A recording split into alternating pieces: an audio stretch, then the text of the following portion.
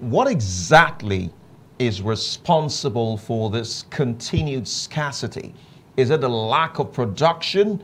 Is it the lack of importation? What exactly? That's one. Two, when will this end? Okay, Dr. Wisdom, before you answer that, now I just want to bring in an instance. When subsidy was removed in diesel, since the time till this moment, we've not had issues of scarcity, just fluctuating prices. So why is it different when it comes to petrol? Okay, Ike, if you don't mind, ladies first, I'll take our question. No problem. Thank you. I'll tell you what, right? You talk about demand and supply, so I'll just test your economics, right? When you see demand and supply, what that means for you to establish equilibrium price, you have a fair amount of supply meeting a fair amount of demand. And it's easy to establish equilibrium price and you wouldn't have scarcity issues.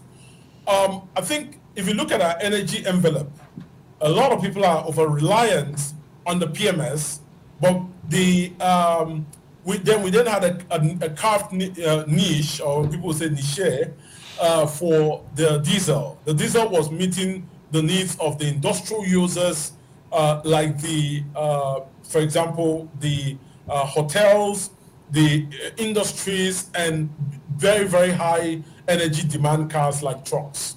So that's quite a small demand in the scope of things. And so it's easy to meet it. And so it's easy for you to have a very clear line of sight on what the price supply should be and bring it in. Also remember, when we talk about the bonfire refineries that we talk about in the creeks, all they ever produce is actually diesel, because without some of those very top distillation columns, you cannot produce PMS. And a lot of them, all they do is heat it, and the heavier component, which is the diesel, is what comes out. So I've also read a report that says that more than 60% of the diesel used in some of those industrial centers are actually from the bonfire. So you can see a combination of very small demand. You can also see a combination of a very small market as well, and the fact that the bonfire, which are in the creeks, are bringing a lot of diesel, means that we don't have that problem at all. And go verify what I've said. And this is why we don't have the problem. But the reliance on PMS means that there's a lot of interest in terms of from a utility standpoint, and that's completely outwearing the supply, and it's creating a supplier's market. That has sadly become. Go on, doctor. Go on. You were saying something. So now, back to your question, Ike. All the factors you mentioned is actually the problem. The problem is we have a lot of things militating against us. I'll mention one. The first is we have lack of domestic production. That's one militating against us. We also lack credibility from our suppliers. I tell you what, go to Apapa, and I've done this social experiment. You go to Apapa, our suppliers are saying, we do not trust your checks. Give us either cash or crude equivalent for the cargoes to upload. I tell you what, the cargoes are actually there in Apapa full of PMS. And so it was only normal for the Nnpcl, for lack of a better word, to trick us and say that, well, the cargoes are there, but we cannot offload because of the weather. But actually, that wasn't true. What was true is that they cannot offload because they haven't come to the agreement that those guys need cash or crude cargoes to be able to upload. So lack of sanctity of contract, or the perennial lack of sanctity of contract, is one of our militating factors. Okay, just hold on. Hold on, Doc. I'll come back to you. Let me come to Mr. Marvel. You've listened to what he said, and that takes me to the issue of corruption. Is that one of the biggest problems as to where we are, today, especially with this whole fuel situation? Dr. Wisdom has made very insightful analysis, and of course, obviously, I agree with him totally. And if he didn't say it openly, I would say it, that corruption is at the center of all these things. When you talk about the subsidy issue and the companies that these monies were being paid to, and the volume of consumption that we have in Nigeria. For instance, we can't even determine what we consume in Nigeria on a daily basis. But you see, where all this money is going, where are all these things going? So it is obvious that there is so much corruption in the system where you are not even transparent. To think about this Dangote Refinery coming up and people talking about Nnpcl alone buying from Dangote. So immediately that is said, it's obvious that you are hiding something. You are not being transparent enough to really make it an open market that anybody can go, the independent marketers can go buy from you, the major marketers, everybody should be open to buy from Dangote, and if it's not fair for you, import. And let us see how we could have fair supply abundantly in Nigeria. We think about the economics of supply and demand again. You think about it that when you have this supply in enormous quantity as it is, that you are going to also find the prices also coming down. Now, the transparency part of it is at the core. Listen to his explanation about why we couldn't offload. The NNP is coming out to tell us something different. And the truth is what the insightful analysis has just given us. Okay, I'll come back to you, Jennifer, sorry. Doctor, let me come back to you. There's something he mentioned, which for me is very important to this conversation. You're the expert here, so I'll throw the question to you. NNPC being the only off-takers from Dangote Refinery, is that not going to bring about the same monopoly that we've been talking about all along? That NNPC has been talking about. I think in NNPC, we have more, I like to say, more technical lawyers than even people that can solve the petroleum problems. And I'm going to say that with reasons. So Economics 101, there is monopoly, which is one seller selling to the entire market. There is free market, which is an interaction between demand and supply. What the NNPC has done is very clever. They've sat down with lawyers and come up with the word, with the practice monopsony. Monopsony is where a single buyer buys the entire product but still controls the markets. So the question you're asking, I think I want to flip it around, is which of them is more dangerous? A single seller, Dangote, selling to the market, or a single buyer agreeing the price and buying from Dangote and selling to the market? Only time can tell. But here is what I'm going to say, right? I'm going to tell you how we can make the monopsony situation work.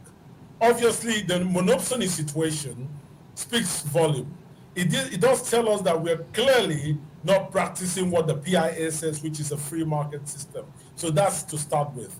I think if I want to give them some sort of relief or reprieve, I would like to say they are practicing what we call the quasi-PIA. It's just a hybrid form of the PIA. I think that's what I would say they're practicing.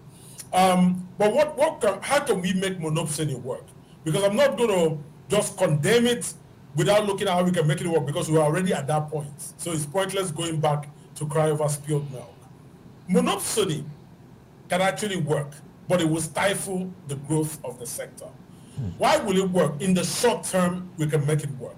One, if we have monopsony, the first question is there are a number of nuanced realities within the monopsony context. It is not very unconnected to find that the NNPC, on the same day that Dangote announced that he is starting production, was the same day at about 11:30 in the morning. It was the same time that NNPC released a press release that they're reviewing the prices to 8.55.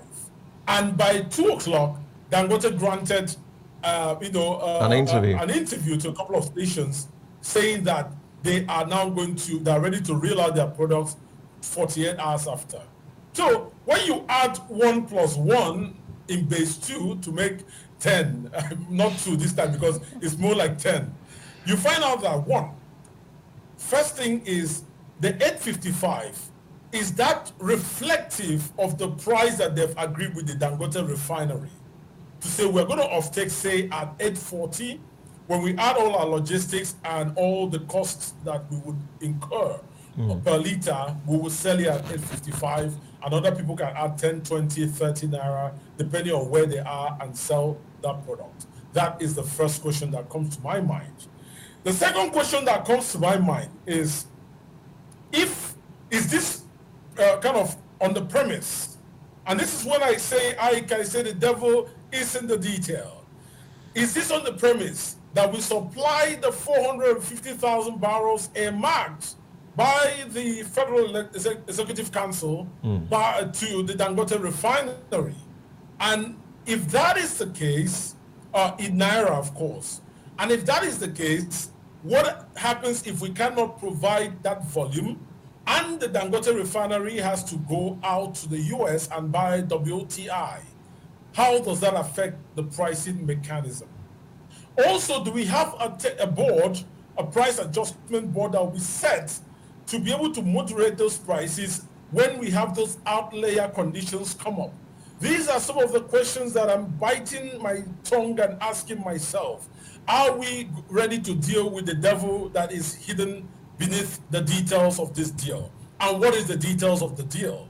Now, so monopsony can actually work if we keep to all the imperatives.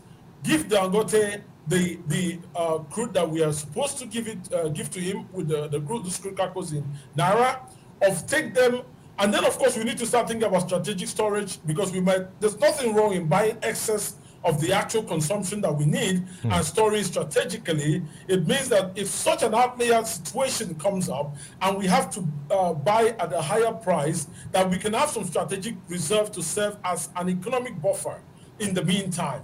Also, another thing worries me, Ike. When we talk about the pricing of the Dangote Refinery, I'm asking myself, for how long is this contract for? How long is the NNPC going to live for? Because you will read on paper when the government, through the spokesman to President Tinubu, is saying that the government is considering, as of October, to allow Dangote to price the products, however he wants to price it. So are we really sticking to monopsony? Are we sticking to monopoly? Or are we doing a hybrid of both? These are some of the confusions. Now, I'm going to just say a few thoughts. One thought about what we can do with monopsony to work. Now, you do understand that the NNPC have actually bought shares in the Dangote Refinery.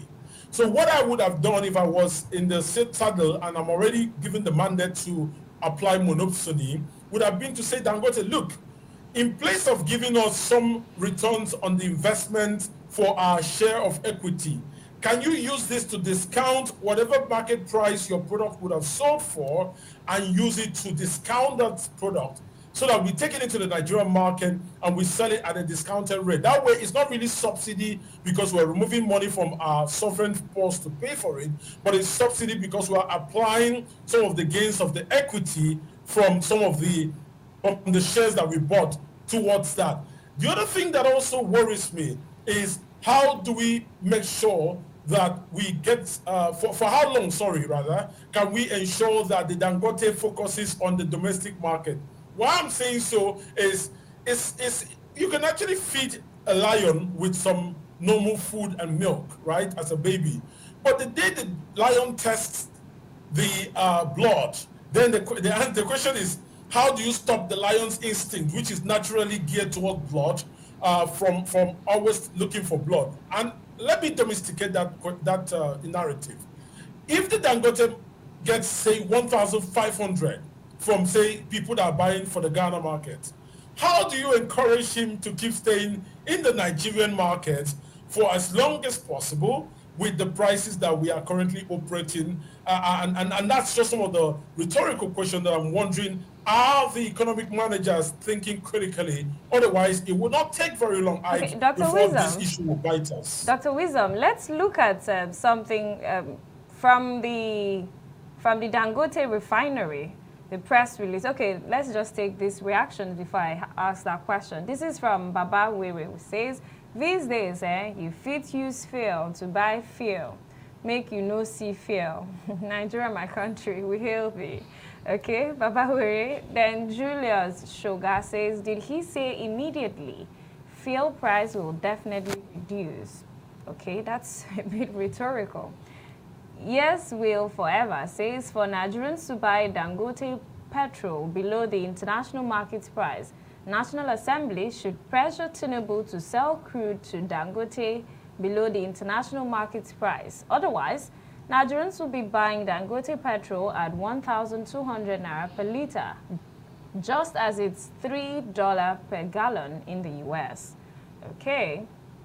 Toby Akimbo says the NLC keeps betraying Nigerians for crumbs.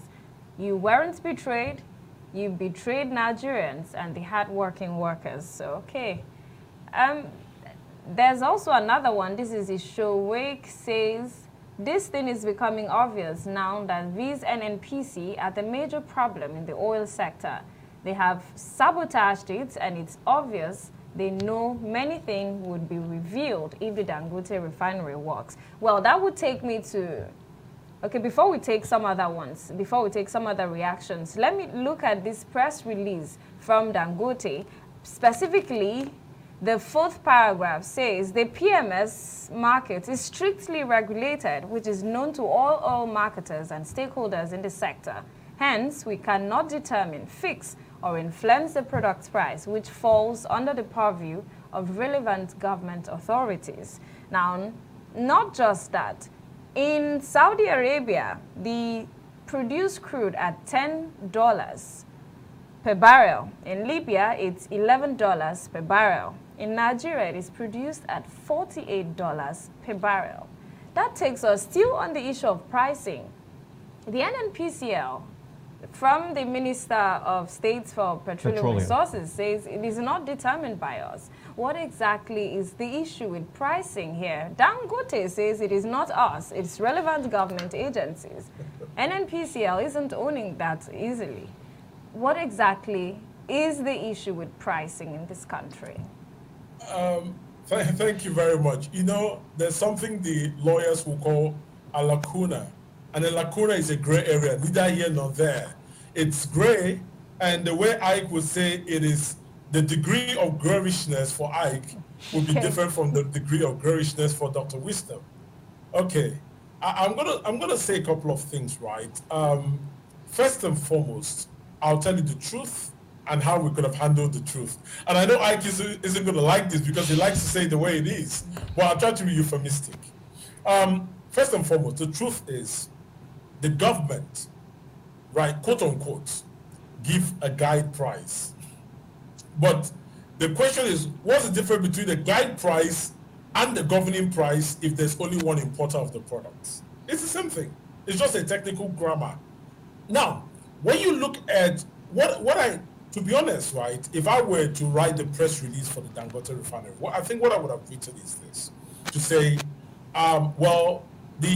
because of the contracts that we're operating with one sole buyer, there are negotiations and other factors that are considered for which we cannot disclose the final price that will release it to them, to the general public. I'll be very willing to work out our pricing for the general public as at when we elapse on this current deal and we are able to go and sell directly to the